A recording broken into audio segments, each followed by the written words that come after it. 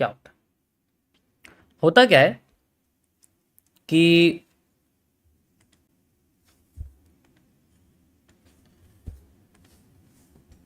जैसे जैसे ये मेरा बैंक अकाउंट है।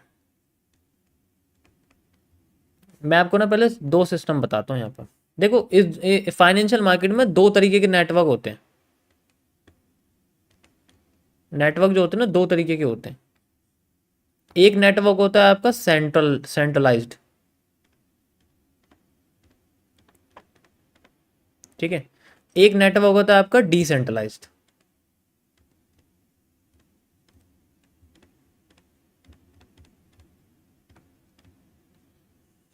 ठीक है, एक होता है सेंट्रलाइज, एक होता है आपका डिसेंट्रलाइज्ड।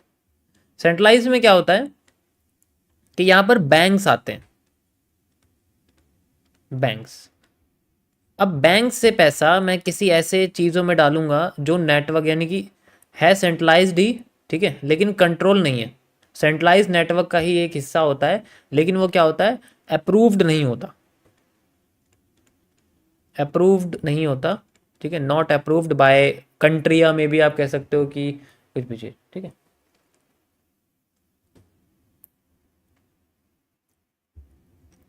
तो जब हम अपने बैंक से डायरेक्ट अनअप्रूव्ड किसी में डालते हैं, और ये जो होता है सेंट्रलाइज नेटवर्क होता है किसी और कंट्री का, यानी कि आप कह सकते हो कि अब्रॉड, अब्रॉड होता है, और उसकी करेंसी अलग होती है, आप कह सकते हो करेंसी अलग होती है। और अगर हम अपने बैंक से डायरेक्ट ऐसी जगह पे डालते हैं तो इसमें आता है फॉरेन एक्सचेंज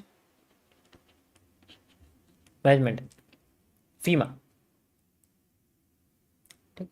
तो ये ब्रीच हो जाता है, क्योंकि डायरेक्ट हम ऐसे में ना डाल नहीं सकते, कुछ होता नहीं है इससे, इससे होता कुछ नहीं, फाइन लगता है, ज़्यादा कुछ बड़ा कुछ नहीं होता, फाइन लगता है, फाइन नहीं तो ज़्यादा तो बैंक फ्रीज हो जाता है। बैंक फ्रीज हो जाता है या फाइन लगता है। जाके तुम बैंक से जाके अपना वो डाल सकते हो कि मैं तो ऐसे ऐसे कर रहा था लेकिन मुझे नॉलेज नहीं थी इस चीज़ की, एंड देन वो चीज़ होती है, वो होता है, लेकिन ऐसा नहीं करना चाहिए। ये चीज़ नहीं करनी, जब वो अप्रूव नहीं है तो डायरेक्ट बैंक से क्यों डालना। और बैंक की सिस्टम में सबसे पहले आता है UPI, direct UPI, UPI transfer, ये डायरेक्ट कर देते हैं ना, ये उसके अंदर नंबर तो शो करता है इंडियन, इंडियन ही नंबर, इंडियन यूपीआई इंडिया में ही होती है ज़्यादातर, ठीक है। इंडिया में ही यूपीआई करते हैं, फिर इंडियन नंबर यूज़ करते हैं हम लोग। तो वो क्या करता है बैंक, ये जो बाहर का ब्रोकर होता है ना, अप्रोड ब्रोकर जो होता है, सेंट्रलाइज का मतलब इसका भी अपना बैंक अकाउंट होता है, इसमें पैसा डाला होता है। ये क्या करता है इंडिया में ही सेंट्रलाइज नेटवर्क में अपना अपना खुद का बैंक होता है जिससे यूपीआई लेता है।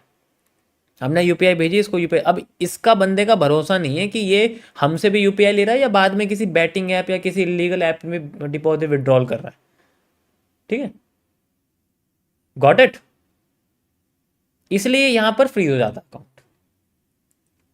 तो इसके तरीके से नहीं करना चाहिए, कहने का मतलब। अब जैसे हमें जाना, हमें इसे करना है, हमें सेंट्रलाइज तरीके से करना है, तो उसमें फी मैक तभी होगा जब हम सेंट्रलाइज नेटवर्क से किसी ऐसी जगह पे भेजेंगे जो अलाउ नहीं है, क्योंकि वहां दिख जाएगा कि आपने भेजा हुआ है, भाई ऐसी जगह भेजा हो जो हमने मना किया हो, आपने क्यों भेजा। वैसे ऐसे चंगू मंगू की तरह तो बात करेंगे नहीं, अरे अरे कैसे आपने भेज दिया, वो तो लटका देंगे अच्छे से। फॉरेन कंट्री में तो लटका देते हैं सीधे, छोटी सी उसमें बात पे, चलो भाई फंदा, फांसी लगा दी जाए। अजी मैं तो बैंक से पता नहीं, नहीं नहीं हमें पता नहीं, अब ऊपर जाके बात करना। यहाँ पर जैसे हमारे पास ये सेंट्रलाइज नेटवर्क था इस तरीके से, अब कैसे इसको यूज़ करेंगे, यूज़ कैसे करेंगे।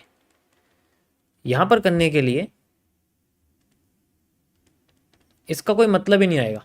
अगर यहाँ हमारे सामने ब्रोकर है, कोई अब्रॉड ब्रोकर है, कोई भी ब्रोकर है XYZ, जिसमें मैं चाहता हूँ कि मुझे करना तो बैंक से डायरेक्ट, इसमें ना बैंक से क्या करते हैं हम लोग, ऐसा नेटवर्क पे जाके चीज़ों को खरीदते हैं जो डिसेंट्रलाइज होता है, जैसे कि क्रिप्टो, किसी एक्सचेंजर के जरिए, किसी FIU रजिस्टर्ड से करोगे वहाँ भी दिख जाएगा, लेकिन आपने क्रिप्टो खरीदी उसमें कोई प्रॉब्लम नहीं, वहाँ से क्रिप्टो खरीद ली, अब यहाँ से फिर हम इसमें ट्रांसफ़र कर सकते हैं, फिर दोबारा इसमें जो गेन करेंगे हमने इसमें ट्रांसफर कर दिया। जस्ट इमेजिन, जैसे मान लो मैंने इसमें $100 डिपॉजिट किया, यहाँ से मेरे पास ब्रोकर में आ गया, मैंने 100 से 200 बना दिए, अब मैं $200 डिपॉजिट कर रहा हूँ, तो यहाँ पर मेरा बैलेंस हो गया $200।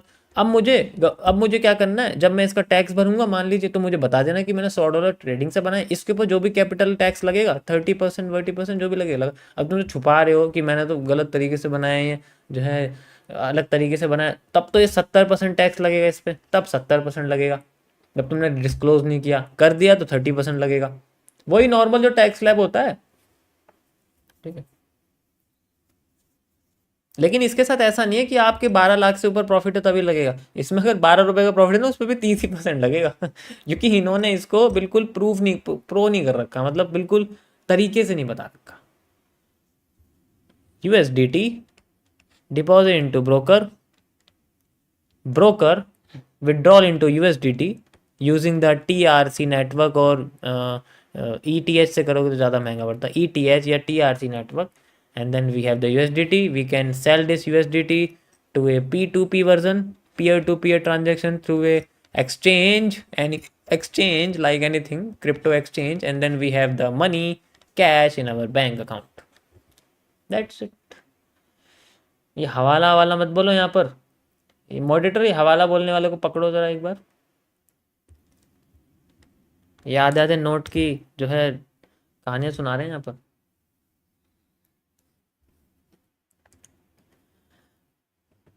समझ आया?